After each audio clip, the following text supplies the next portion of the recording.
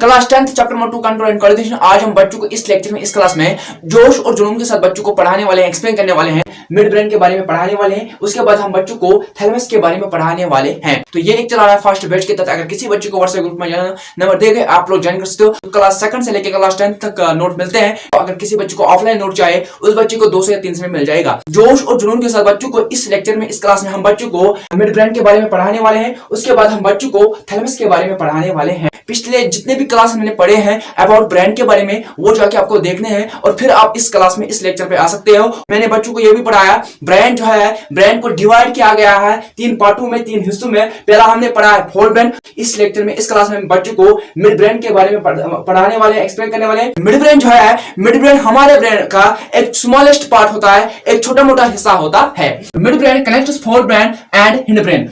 Mid brain जो है, mid brain अपने साथ कनेक्ट रखता है, अपने साथ अटैच रखता है फोर ब्रेन और hind brain. Mid brain controls some involuntary actions.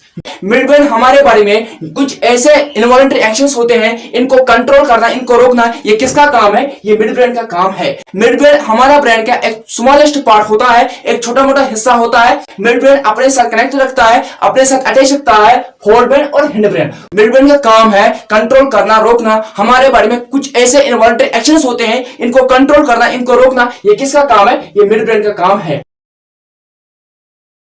There are sensory information to the received from sense organs like eye, nose, ear, tongue and skin sent through the brain or cerebrum. Thalamus में sensory information होते हैं, इनका काम होता है information को लेना, information को रिसीव करना, कहां से? सेंस ऑर्गन से, और फिर किसको सेंड करते हैं? ब्रेन को। इस क्लास में हमने क्या पढ़ा है? इस क्लास में हमने बच्चों को पढ़ाया है मिड ब्रेन जो है, मिड ब्रेन हमारे ब्रेन का एक छोटा मोटा पार्ट होता है, एक स्मॉलेस्ट पार्ट होता है। मिड ब्रेन जो है, मिड ब्रेन अपने साथ कनेक्ट रखता है, अपने साथ अटैच रखता है फोर ब्रेन और हिंड ब्रेन। मिड ब्रेन जो है, मिड ब्रेन कंट्रोल करता है, रोकता है। हमारे बारे में कुछ ऐसे इनवॉलंटरी एक्शंस होते हैं, इनको कंट्रोल करना, इनको रोकना, ये किसका काम है? ये मिड ब्रेन का काम है, जो हमारे ब्रेन में स्मॉलेस्ट पार्ट होता है।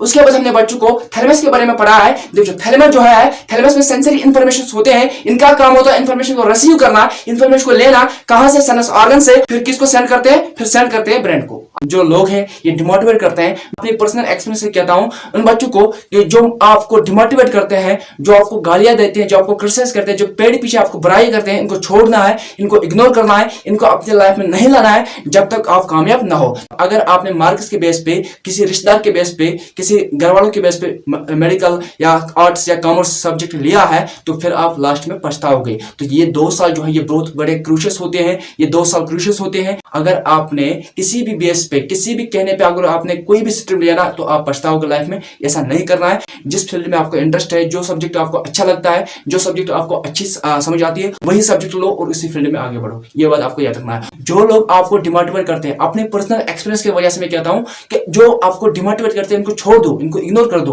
उनको अपने लाइफ में नहीं लाना है। चाहे आपका दोस्त हो, फ्रेंड हो, चाहे आपका रिश्तेदार हो, चाहे आपके घर वाले हो, चाहे आपको कोई, इनको अपनी लाइफ में नहीं लाना है, इनको छोड़ दो।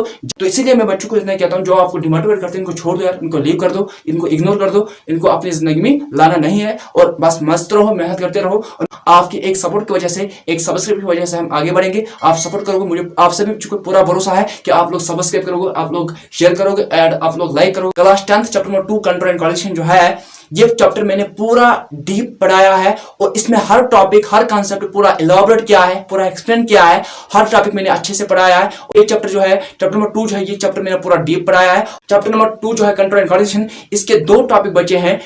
पहला बच्चा है स्पाइनल कार्ड, ये भी हम बच्चों को पढ़ाने वाले हैं। उसके बाद हम बच्चों को हार्मोन्स के बारे में पढ़ाने वाले हैं, जिसे एंडोक्राइन सिस्टम कहते हैं। ये हम अगले लेक्चर्स में, अगली क्लास में बच्चों को पढ़ाने वाले हैं।